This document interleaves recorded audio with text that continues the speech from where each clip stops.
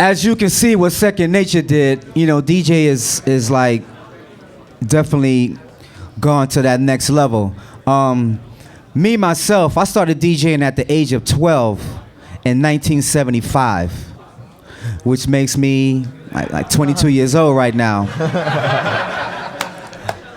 But you know, I'm glad that DJing is gone to that next level. You know, because I mean, no matter what, things never stay the same. Everything is always taking that next level, taking that next step, in order for it to have that longevity. You know, and I'm really satisfied, and I'm really happy that the DJ is finally getting his props. Come on, y'all clap to that. Come on now. Sure. Give it up. DJ.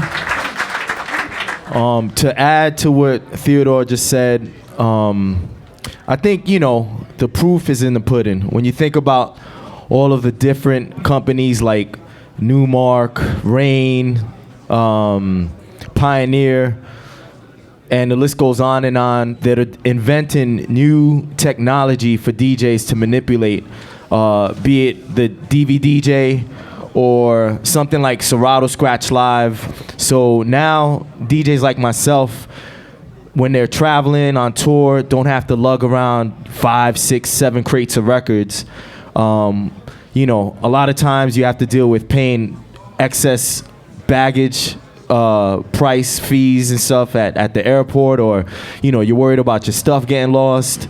Now you could just bring all your music onto the plane with you in your carry-on bag and your little laptop, and you could just have, like, you know, over 1,000 hours worth of music, and just be ready and have your whole library of music that you have at home on stage with you.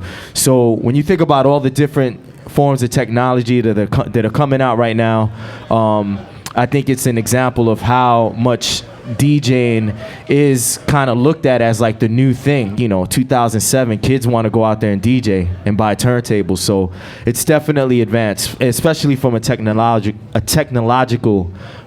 standpoint. Well, I started out on vinyl like all these cats, but now I've made the transition to digital. So I've been doing CDJs for, I don't know, like almost 10 years now. And the one thing that I find that's difficult, and a lot of guys ask me, is people starting out. They want to start out playing, but I remember when I made the transition to CD, like a lot of guys just couldn't pick it up. Like I say, go back and get a turntable. Like start out with vinyl. Start out with the feel of it, because you gotta start out with the roots and where it came from. But I think the technology is great, but it's like a lot of us are beta testing this stuff. Like computers crash. Stuff happens, stuff breaks. So the technology's still developing. I don't think it's quite there yet, but like with the video stuff I'm doing, I think there's 2 different directions. It's always gonna be music first, because even with the stuff that I'm playing, I remix the music, and it's the music that makes people dance and move in the club. So you gotta think of that first and foremost. But the video is just added extra, you know, showmanship. That's what it's for, so. Well, yeah, let's talk about that really quick, because all you guys kind of mentioned the whole vinyl versus digital. I know that's been a big debate kind of in the community for a minute. So, like, what do you guys think about it? Because when we did this sessions in LA, I think a couple months ago, and we had that same topic come up. So I'm curious what you guys think, and maybe what you guys think out there. But you know, do you think there needs to be a standard for DJs coming up? Like you need to have done this, or you need to have started on vinyl, or I mean, because it's a different game than it was like when we all started.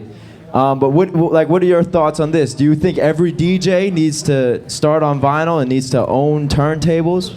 Thoughts? Yeah. Me personally, I feel like, you know, hip hop started out with the DJ. You had Kool Herc, 2 turntables, you know, a mixer, and vinyl. And he played all forms of music, you know, rock, jazz. Remember back then there were no hip hop records. So hip hop was a fusion of all types of music, you know, rock, jazz, soul, funk, everything. So for DJs today coming up, younger DJs, I think it's important for them to understand the principles, the foundation of what it is that he or she wants to begin to learn how to do. And once you do your homework and understand the culture and understand how, you know, things led from the turntable and vinyl to digital now, you know, for me personally, I don't have a problem with someone going out and buying like a DVD and experimenting with it. But long story short, a true DJ, you know, in the truest sense, uses vinyl, buys vinyl, collects vinyl. Even myself, like I travel with vinyl. Later on, I'm gonna do a little showcase for you guys, and I'm gonna use vinyl. You know what I mean?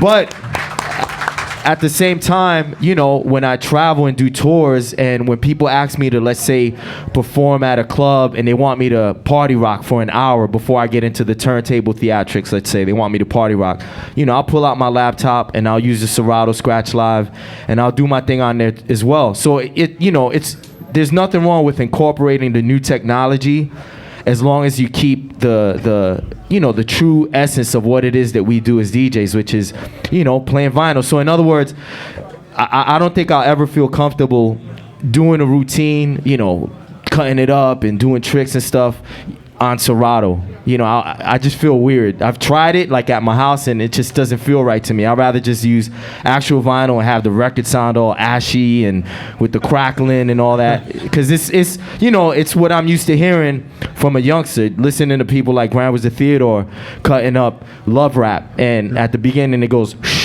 you know what I'm saying, like with the ash, or like Here We Go, and listening to Jam Master Jay cut Big Beat, and there's like crackling in the background. It's like, that's what hip hop is, you know what I mean? So once you got to be careful, you know what I mean? It's okay to incorporate a lot of the new technology, but you know, you want to keep the essence of what it is pure. So you're not a real DJ unless you experience the vinyl, basically.